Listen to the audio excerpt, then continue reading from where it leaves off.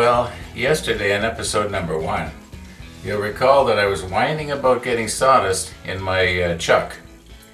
Now, I know that I can take these apart. Like, I've had this one apart just to see what it looked like on the inside.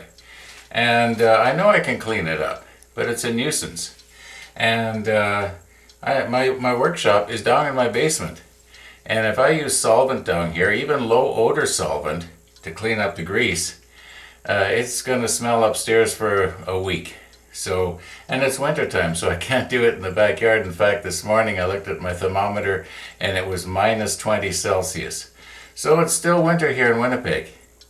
Anyway, what I'm planning to do now is use my 4-jaw chuck, turn a piece of square stock, drill a hole, and I was thinking yesterday, who says that the hole has to go all the way through and out the other side?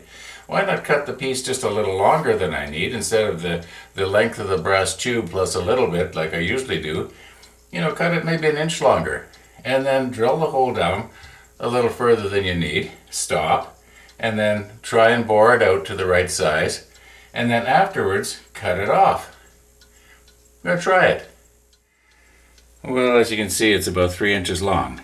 Now, if it had been just a little bit smaller in diameter, in other words about 3/4 of an inch square, it would have passed through the through hole on this. This lathe here has a through hole just a hair over an inch in diameter. However, that doesn't matter. I'm going to be wasting this piece anyway. Now, each one of these jaws has to be adjusted independently so that where the crosshairs are there, that I made with the center finder, you know, line up with the point on this tailstock. And because my hand is going to be in there and you're not going to be able to see me doing it anyway, I may as well just go ahead and do it. Oh, by the way, about 10 minutes ago I checked the tracking number on the Canada Post for my package from William Woodwright, and it's on the truck for delivery. So it's here in Winnipeg, probably be delivered this afternoon, and we'll be having an unboxing later. Looking forward to that. Now, I remember before I did this the first time, I thought, oh man, this is going to be hard. But you know, it's not that hard. I did this in about less than 3 minutes. And yeah, you just have to get it so that the crosshairs line up with the point on the dead center that comes out of your tailstock. And hopefully then everything else will line up. Now, when I'm using this lathe, I have to be vigilant 100% of the time. For instance, it is very easy to accidentally run the carriage into the spinning chuck, especially when you're using the power feed. You got to really be watching. I think actually that's the main thing you got to watch that's really different from a wood lathe. One thing that is nice though, it is really precise. This is oak. I have never had good luck drilling into end grain on oak. And as those of you that have used oak know, it's hard then soft and hard then soft, you know, as the rings pass by. And right now I've got the bit into the chuck as far as it'll go, so I got a nice short piece sticking out here. Less chance of it flexing. I was actually thinking of cutting that bit off and, you know, making it a little stiffer yet, but anyway, we'll give it a try. I'll slowly work it in there, and I'll be using the crank on the end of the tailstock to do that.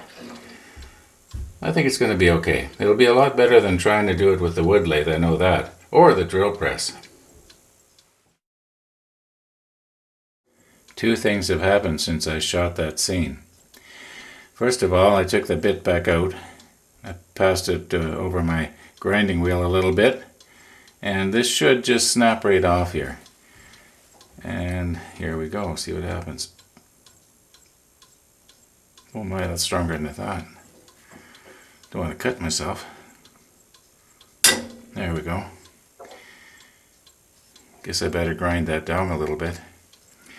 Anyway, second thing that happened was this showed up at my doorstep.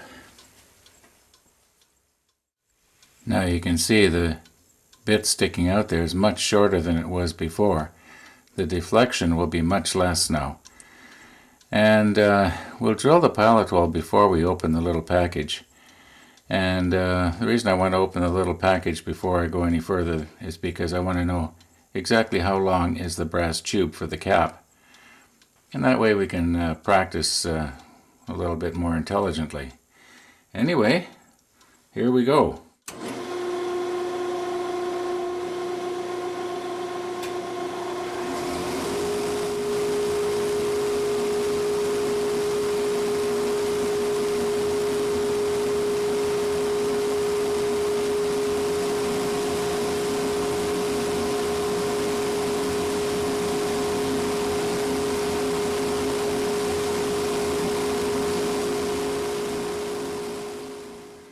Now, if you'll remember from video 1, I've already downloaded and printed out my instructions to give me an idea of what to expect. However, everything here is going to be new to me like it's new to you.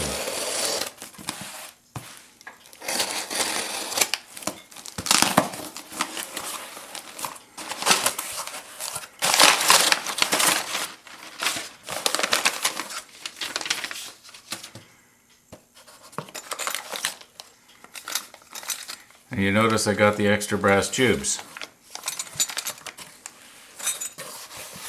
And here's a free sample. And the bushings.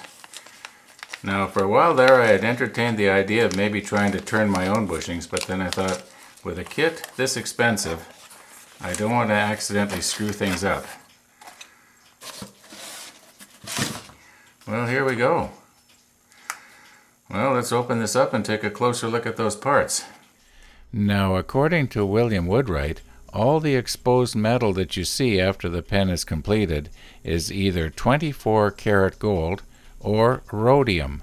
And rhodium is like chrome, only it's supposed to be harder and whiter.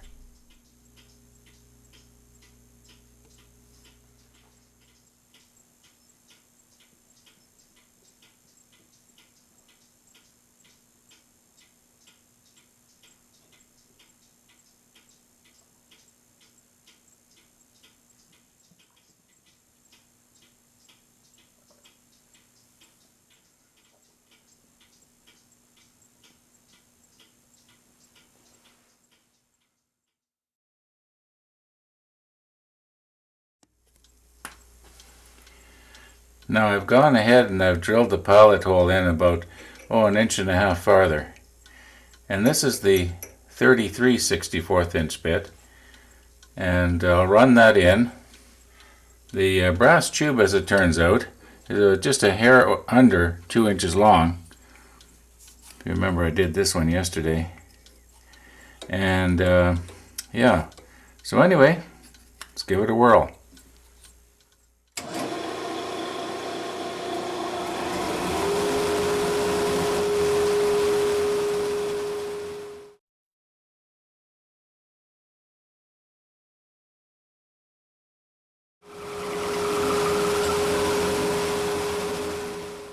Well, here we go with our calculations again. Now the hole that I've drilled in here is 33/64, and the hole that I need is 37. That is 4/64, or 1/16 of an inch. I have to have a hole that's 1/16 of an inch bigger, or 62 thousandths of an inch bigger. But I got to remember that's bigger in diameter. I got to remember that the radius is actually only half of that. So what I got to do is make it 31 thousandths of an inch different from the way it is right now. In other words, as soon as I back this bit up and the corner starts cutting on the inside of the 33/64 hole, I have to just increase it by another 31 thousandths, and well, it should be close.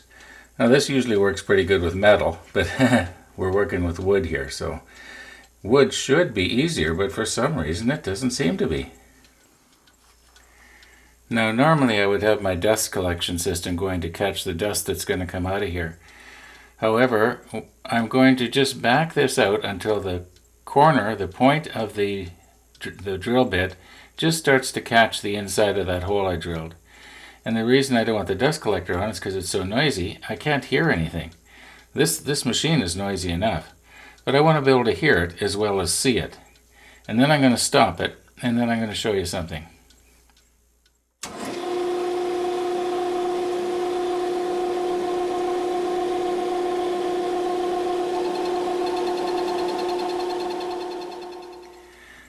So what I did was I backed this wheel out until the cutter started cutting on the wood. Now what I'm going to do is I'm going to hold it, and I'm going to turn this one to 31. Now this does not turn easy. It should be easier than that. Now I'm going to restart it, and I'm going to back the wheel out again until it gets to 0. That should be 31 thousandths of an inch greater than it was. At least that's the plan. I'll hook the dust collection system up after I get this backed out to the diameter I think it should be.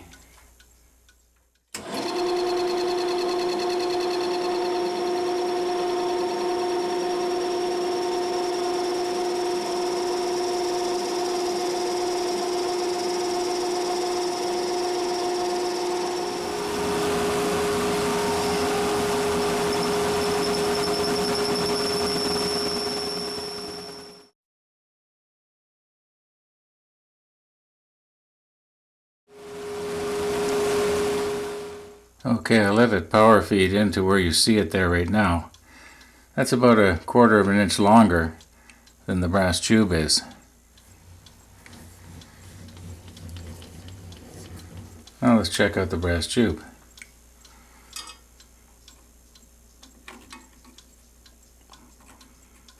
Nope, still won't fit. Okay, we'll do it some more.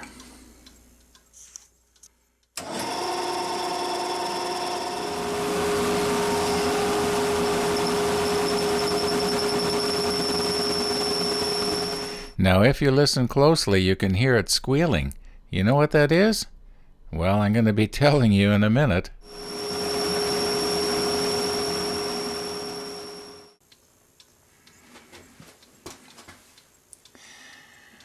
Well, I found out what my problem was.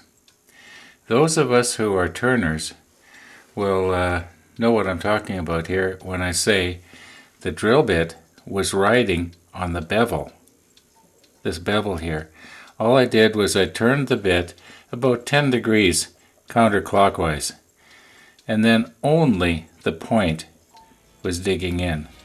I never noticed it. I couldn't see what was happening on the inside, but all of a sudden it hit me, hey, and I turned it, and then it worked great.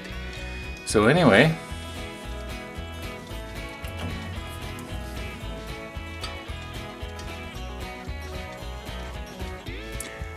let's cut it off now. See what it looks like on the other side.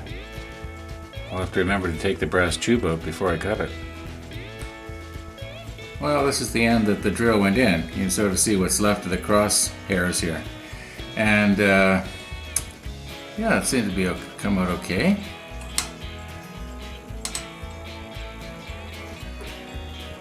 I guess tomorrow I'll make up a couple of more blanks for test samples, and I don't know why one of the samples couldn't be oak. As long as I've already got this one cut, yeah, why not? Anyway, we'll see what happens tomorrow. In the meantime, thanks for watching.